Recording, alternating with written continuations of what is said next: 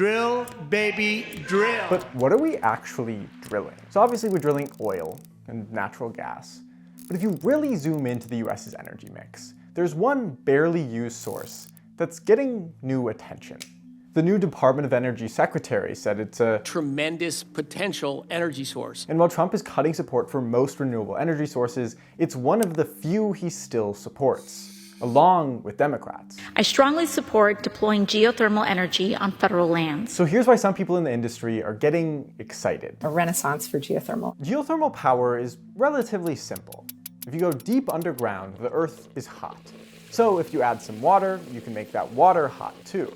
Then it'll either boil and steam up to the surface, or it'll be hot water that you can push up to the surface and heat another liquid that can become steam at that same temperature. With steam, you can then turn a turbine and generate electricity the same way coal, gas, and nuclear power plants do. Geothermal energy has been around for over 100 years, and yet it still makes up less than 0.5% of the US's energy mix. Here are 3 reasons that might change.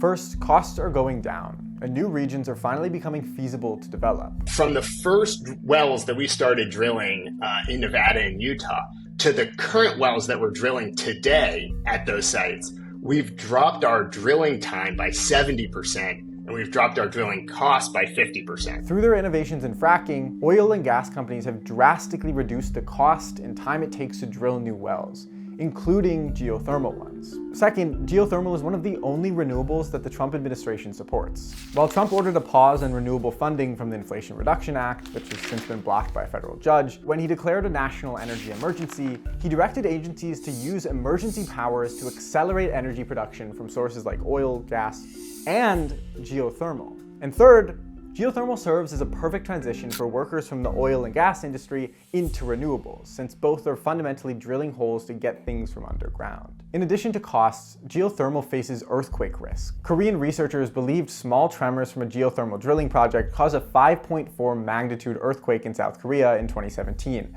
creating about $300 million in damage. At the end of the day, though, the industry's biggest challenge might not be cost or earthquakes. We joke that the bipartisan support for geothermal was in not thinking about it at all. I think that having people think about geothermal in general would be a win.